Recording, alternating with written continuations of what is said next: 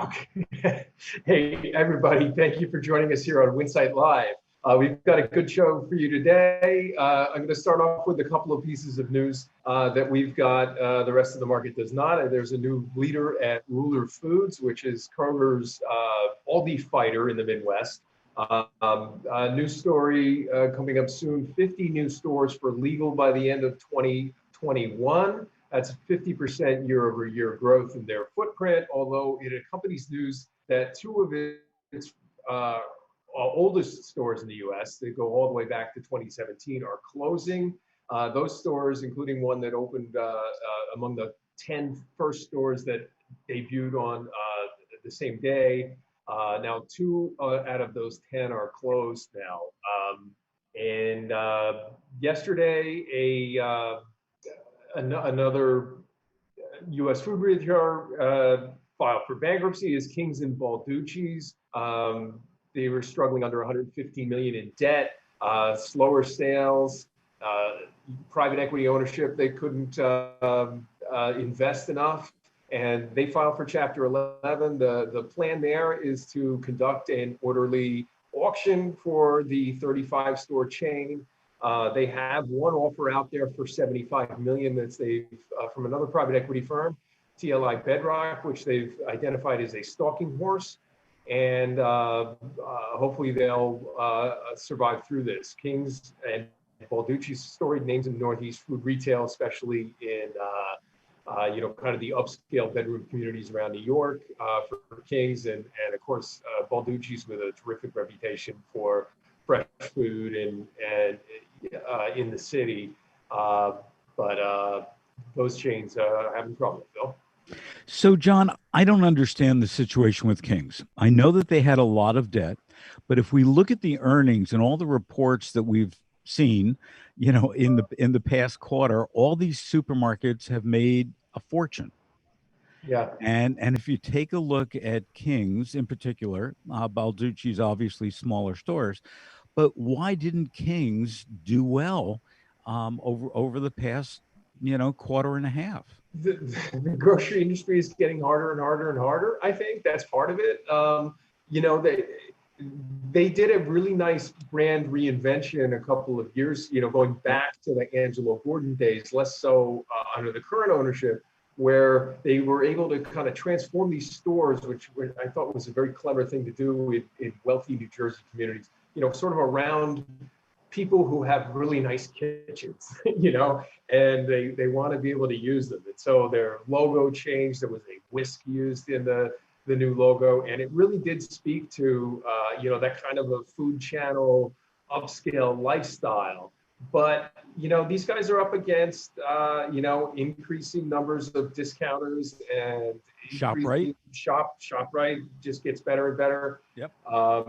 In those communities, and I think they require constant feeding. And as to your point, is the COVID, they mentioned in the disclosures that were filed in the court yesterday that COVID has helped, but it hasn't helped enough.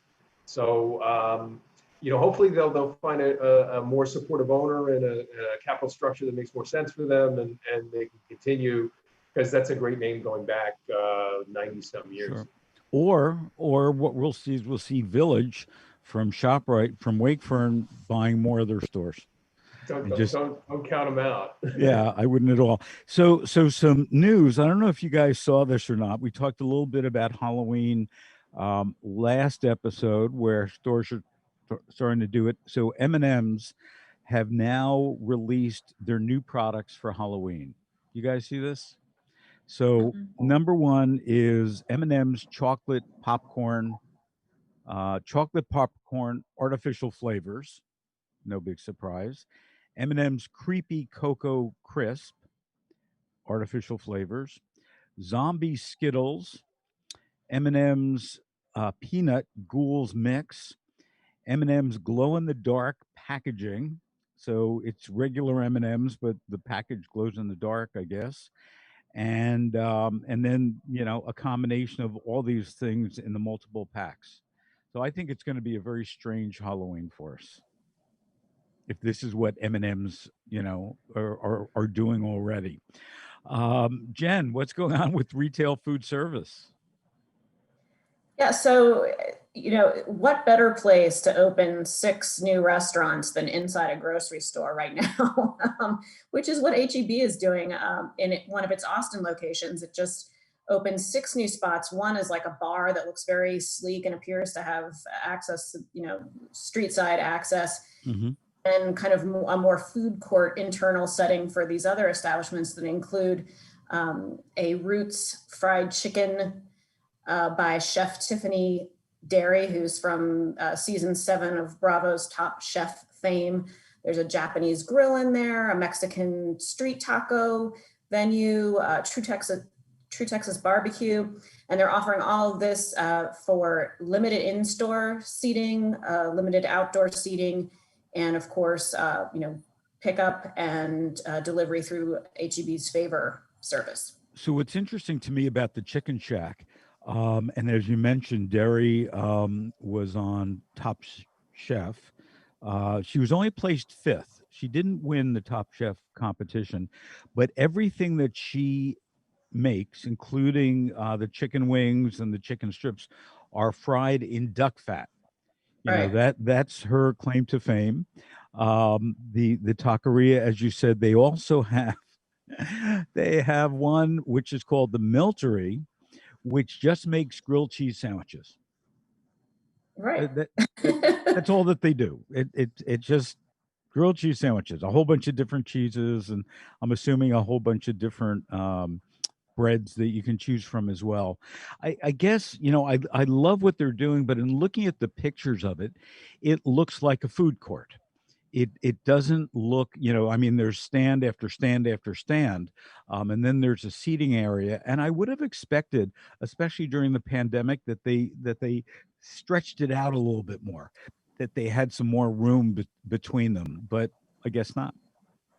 And they didn't ask my opinion, which is so surprising to me. So Kat, DoorDash, delivering groceries. What's going on with DoorDash? They seem to be on a roll up. Yeah. So John usually covers grocery delivery for us on the magazine. I just happened to write this particular story. But DoorDash is getting into the on-demand grocery delivery service. They're joining the other fast delivery services like Instacart and Shipt. But so from Meijer, Smart and Final, and Fresh Time, consumers will now be able to get their groceries in less than an hour. So they can choose from 10,000 right now products from those retailers, but they're going to be adding Hy-Vee, Gristedes, D'Agostino's in the coming weeks. They've already kind of ventured into the prepared food offerings from grocery retailers. And now they're just getting into the actual delivery of the groceries. And then also our colleagues over at Restaurant Business reported that DoorDash in the 4th quarter is likely to submit an IPO. So, there's things going on at DoorDash right now. So are we really reaching the point of having too many delivery services?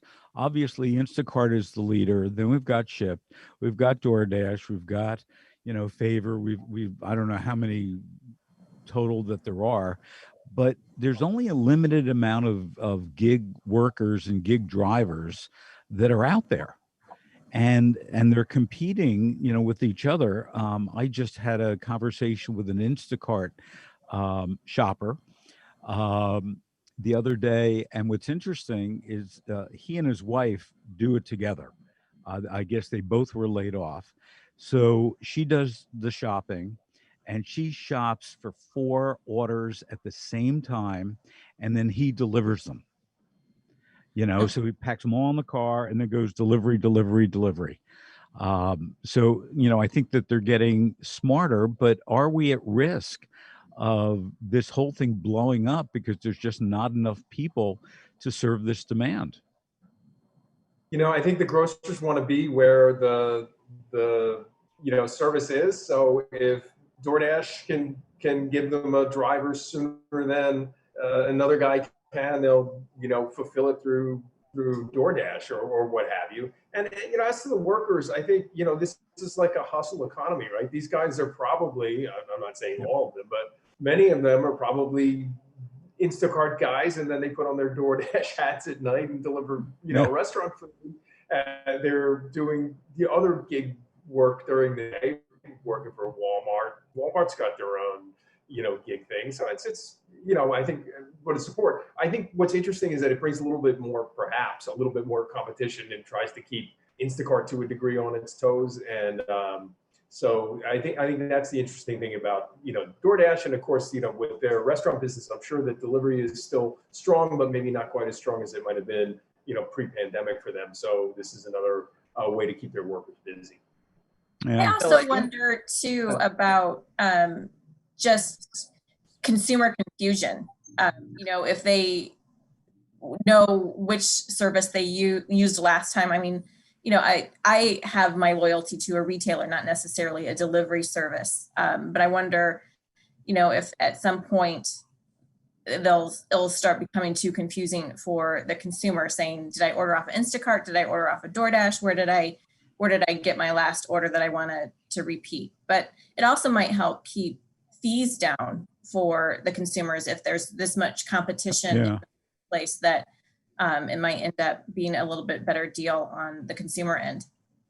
Yeah, I agree. I'm looking at my phone for my Instacart account. So now, just to give you some idea, I've got here in Southern California, Gelson's, Ralph's, Albertsons, Walmart, Erewhon, Eataly, Bristol Farms, Vitamin Shoppe, Duck Blind, which is a liquor store, Smart and Final, Costco, Pavilion, CVS Pharmacy, Petco, Co-Opportunity, Healthy Spot, Bevmo, Superior Grocers, Sprouts Farmers Markets, Vincente Foods, Vons, Rite Aid, The Market, Target, Big Lots, Staples, Lavona, Glot Market, Northgate Market, Lassen's Natural Foods and Vitamins, Mother's Market, Aldi, Super King, Alta Bat Market, which I've never even heard of, and Stater Brothers.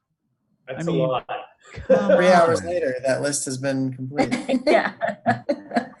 It's absurd. It's absolutely absurd. And I can see why Albertsons in particular, why Vivek is really trying to push everybody to the Albertsons pickup app or curbside app versus going through Instacart. I mean, Instacart has done a brilliant job, but I do think I do kind of agree with your point, Phil, that everywhere you look right now, there are so many different apps and companies for these delivery components, and it could be even at times a little overwhelming. I know for at least me on the consumer end, like I'm always like, oh wait, which app is that from, or what is this restaurant on this app, and there's so many options. So I do agree that labor pool could be limited, and these companies could run out of people to hire. But at the same time, kind of just got to go with the flow. I mean, right now, since in-store traffic is down across all channels really for food service, this is what people are doing. And I mean, I know on the convenience store side, we keep saying delivery, curbside pickup, like these things are this is the time to get into these. So down the road, we'll see if these things happen. But I think right now, like this is really the business with food service to get into. I want to go back to something that John said, with all these gig workers, working for Walmart and then Instacart and then DoorDash and so on. And I know this sounds horrible to say. Are we going down the same path as we went with long haul truck drivers, that they're working so long, so many hours, 15, 16, 18 hours a day, that whether it's amphetamines or anything else, that they're just trying to stay awake to do all this stuff, and we're really looking at a problem down the road? I think it's not hard to feel icky about using some of these services. It's not so much about the workers welfare, although that's you take care of that with a good tip. when they come. But I worry about the kind of the local retailer that gets cut off by the ghost kitchen that appears just as prominent on the app as Yep. the local Chinese restaurant that's been going at it for 30 years. In your neighborhood, and those guys getting trampled over. And as to that long list of apps, retailers you read, well, that's a reflection of retail in Southern California, right? I mean, there's all this traffic out there in the real world, and there's all this traffic out there on your app now. Yeah. So Brett, I had a conversation the other day with someone, a reporter, I forgot where, who was telling me that in their area, they're starting to see C-stores putting drive-throughs in, and primarily not for orders, but for their prepared foods. So I guess my first question is, are you seeing that? Do you think that's going to be a big trend? And also, what's going on with C-store numbers these days? Sure. So to answer that first question, CSP, we actually just reported the other day, I believe Racetrack is doing that. They just implemented a drive-through, or they're focusing on their drive-through operations. So yes, we are seeing some of that. And I think that's really necessary too for C-store operators right now, and all food service operators right now. Just the fact that someone could just drive up, go through the drive-through and get what they need quick is a good way to, and if they're trying to avoid paying delivery fees even, it's a good alternative, like curbside pickup. In terms of some numbers from convenience stores, so CSP, we launched our Outlook community last week or a couple weeks ago, which has a bunch of experts around the industry, retailers, analysts, just talking about what's happening right now in convenience stores during the pandemic and beyond. And so InTouch Insight, they're a data company that we've worked with at CSP quite a bit. They collect a lot of numbers around customer experiences at different retailers, and some of their numbers regarding C-stores and consumers right now were pretty eye-popping to me. So one that some piece of information that really stood out is that even though convenience stores have really prioritized safety over the last, 6-ish months, whenever this started, this is still an area that needs to improve quite a bit. One number that stood out to me was that while nearly 85% of consumers said that the staff of the store they went into wore protective gear, only about half said that hand sanitizer was available for use, and then only a quarter said that social distancing markers were used. Less than a quarter said that they saw employees cleaning different touch points throughout the stores, and then only 4% said employees asked them if they had experienced any symptoms. And I know that last one is could be a little dicey. Like, not everyone expects to go into a store and have the clerk say, "Wait, Right. can you come in here if you've had any symptoms?" That one I kind of understand. But this was something that stood out to me especially. And then there was some other really interesting information about just, the decline in traffic, how much that has fallen. Online purchasing is way up. In-store purchasing is obviously down.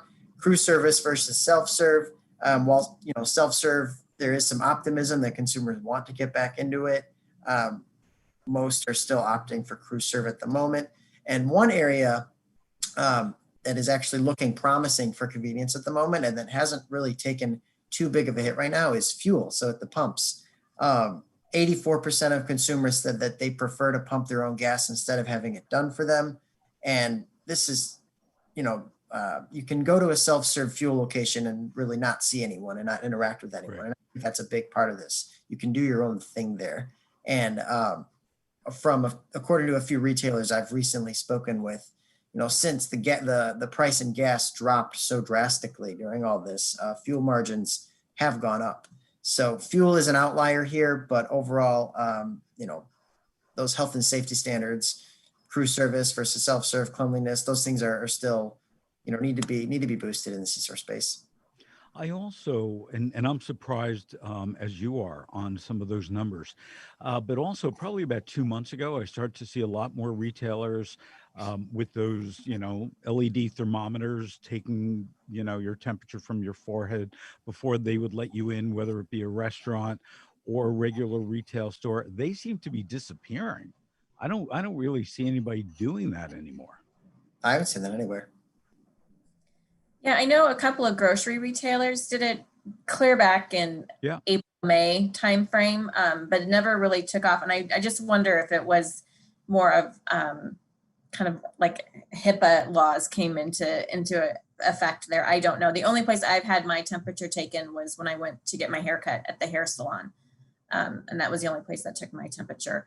But to Brett's point about the hand sanitizer, I have noticed that in grocery stores and the like, that's not as readily available as it is in other environments. You know, walking through Macy's, the department store, the hand sanitizer is everywhere. Other, you know, retailers that opened up after they had to close down seem to have the hand sanitizer out.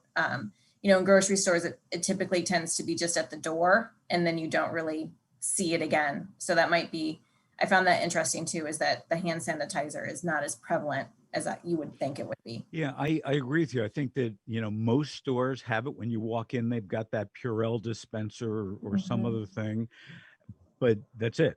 You don't see any other ones as you go through. What I can mention is supply has really come back strong. My local food bazaar's got about 6 or 8 feet of it, just, you know, 4 shelves deep now because they've got it all in. So, but yeah, I guess a matter of making it free for users at convenient spaces, they could probably be doing a better job.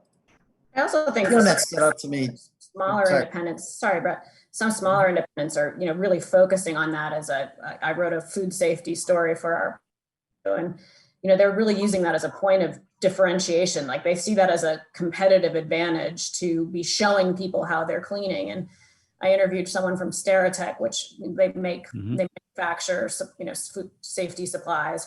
And he was saying, you know, it used to be that, you know, the theater and retail was food preparation, which of course has all gone away. And now it's, you know, what a great job you're doing cleaning, like where that used to be done in the off hours, you know, now it's like that takes center stage. Like watch how well and how often we're cleaning. we're cleaning. Watch us wash our carts. Look how Yeah, that based up absolutely going off what Jen just said. I mean, the thing that stands out to me really in those numbers that I just talked about was just how little customers actually reported seeing staff cleaning inside the store. So if you know, if I'm going into a store, if I'm seeing staff wiping down the pin pads at the register, wiping down counters, wiping down the refrigerator door handles, like that makes me feel so much better about being there in general. And the fact that only, you know, less than a quarter of customers have seen that, at least in the C-store space, you know, that needs to improve. It's a great point. You know, going back to one of the first ones of these we did when the COVID was raging here in March or what have you. We had a piece from IGA in China, which was reported that the consumers there were actually liked the smell of bleach in the stores because it made them feel safe. Not necessarily a scent you associate with good food, but good retailing there, at least for a time. Yeah, and Kroger and all their divisions, I mean, they're still playing on the overhead speaker every 30 minutes for their associates, you know, clean the check stand belts, clean the plexiglass, do all that. And to everybody's point, you know, I think that the more that retailers can broadcast and show what they're doing.